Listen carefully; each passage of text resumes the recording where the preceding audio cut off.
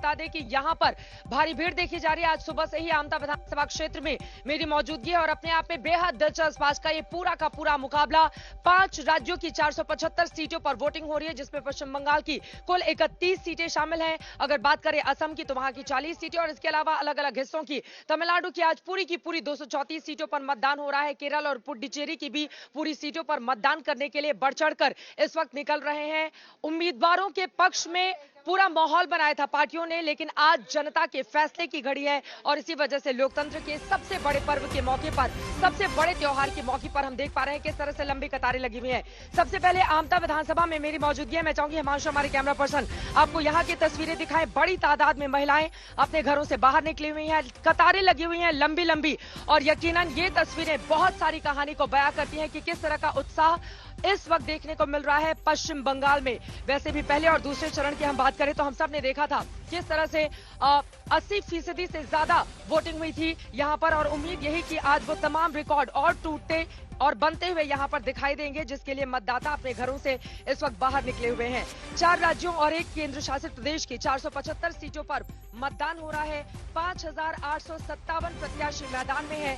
बंगाल में और असम में ये तीसरे फेज का चुनाव है। इसके साथ ही असम में चुनाव की आज समाप्ति हो जाएगी। तमिलनाडु, केरल, पुडुचेरी में आज एक फेज में चुनाव हो रहे हैं। पश्चिम बंगाल के हुगली जिले के तारकेश्वर से चुनाव लड़ रहे हैं स्वप्न दास गुप्ता, जो कि वीवीआईपी सीट है। इसके अलावा तमाम और भी वीवीआईपी उम्मीदवार चुनावी मैदान में हैं। आज सुबह सुबह वो तमाम लोग वोट डालने के लिए कैसे अपने घरों से बाहर निकले, वो आपको हम लगातार तस्वीरों के जरिए दिखा भी रहे हैं।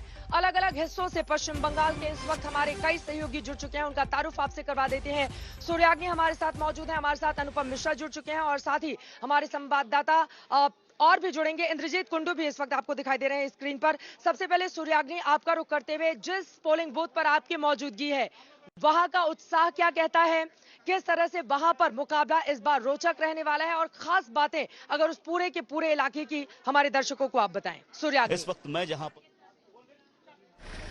देखिए सबसे खास बात साउथ 24 परगना की बारुईपुर या फिर साउथ 24 परगना की ये है कि ये 2019 में भी तृणमूल का गढ़ रहा पॉलिटिकली, और आज यहाँ पे चुनाव है। करीबन 19 सीटों पे साउथ 24 परगना के चुनाव हो रहे हैं। एक जो बहुत ही इंपॉर्टेंट ट्रेंड सुबह से हम बारुईपुर में देख रहे हैं कि महिला वोटर्स जो हैं वो खुल के मतदान करने के लिए सुबह सुबह ही पहुंच चुके हैं। ये बारुईपुर केंद्र के एक पोलिंग बूथ की स्थिति हम आपको दिखा रहे हैं कि आधा से ज्यादा जितने भी हम वोटर्स देख रहे हैं उसमें मेजॉरिटी अगर हम कहें तो 50% से ज्यादा वोटर्स यहाँ पर महिलाएं हैं। तो ये एक बहुत ही इंटरेस्टिंग सा ट्रेंड है, और पश्चिम बंगाल में महिला वोटर्स की तादाद जो है वो बहुत ज्यादा है। इसीलिए शायद दोनों पॉलिटिकल पार्टीज ही उनके कैंपेन में महिला वोटर्स को रिझाने की कोशिश करती है, और आज खुल के महिला वोटर्स यहाँ पे आ रहे हैं और अपना मतदान देने के लिए सुबह सुबह वो आ चुके हैं। ये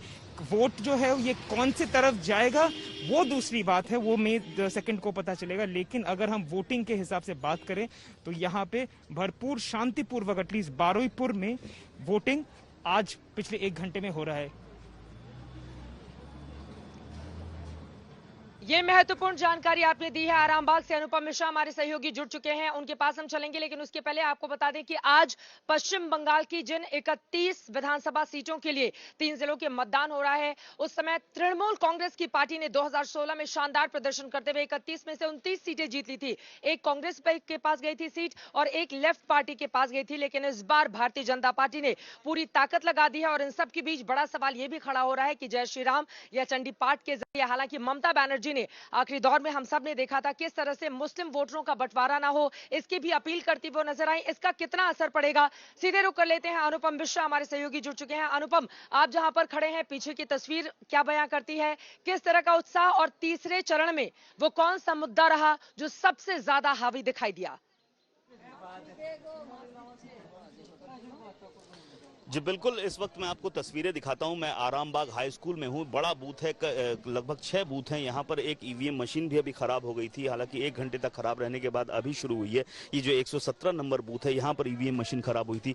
बाकी हर जगह यहां पर जो वोटिंग है वो सुबह 7 बजे शुरू हो गई है कोविड के प्रोटोकॉल के तहत। और आपको बताऊं, ये इस बार तीसरे चरण में 31 सीटों पर जो चुनाव हो रहा है, इनमें से ज्यादातर सीटों पर टीएमसी का दबदबा रहा है। खास तौर पर दक्षिण 24 परगना और हावड़ा, जहां 2019 में भी बीजेपी को कुछ खास सफलता नहीं मिल पाई। हालांकि हुगली, जहां पर इस वक्त मैं हूं, आरामबाग या इसके आसपास के इलाके में बीजेपी को 2019 में सफलता मिली। बीजेपी को एक सांसद मिला यहां से, और ये जो सीट है आरामबाग सीट, पिछले बार 2019 में अपरूपा पोद्दार को यहां से जीत मिली, लेकिन वो जो जीत मिली वो महज 1100 या 150 वोटों से मिली।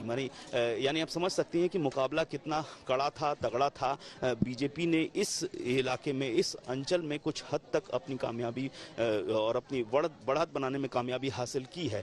लेकिन इसके अलावा दक्षिण 24 परगना या हावड़ा जो इलाके हैं, यहाँ पर टीएमसी का दबदबा शुरू से रहा है। और अगर सीटों की बात करें तो ज्यादातर सीटें हावड़ा में पिछले विधानसभा में 16 की 16 सीटें टीएमसी को मिली थी। दक्षिण 24 परगना में भी यही हाल था। तो ये टीएमसी का गढ़ माना जाता है, और खासतौर पर हावड़ा ग्रामीण, हुगली का ये भी ग्रामीण इलाका है, और दक्षिण 24 परगना, इन इलाकों में जो हम अगर वोटर का प्रतिशत देखें उसमें अल्पसंख्यक वोटर्स के प्रतिशत भी ज्यादा हैं। तो तीसरे चरण का जब चुनाव शुरू हुआ उससे पहले ममता दीदी को चोट लग चुकी थी, नंदीग्राम का चुनाव सामने था, नंदीग्राम के चुनाव पर सारी नजरें थीं। लेकिन मुख्य तौर पर जो चुनाव हुआ उसमें हम कह सकते हैं कि ध्रुवीकरण की कोशिश हुई तो तुष्टीकरण की कोशिश हुई, और जो डेवलपमेंट्स की बात है वो काफी हद तक दब गई थी। आरोप प्रत्यारोप की राजनीति के तहत ही पूरा का पूरा ये तीसरा जो चरण है उस पे शामिल है।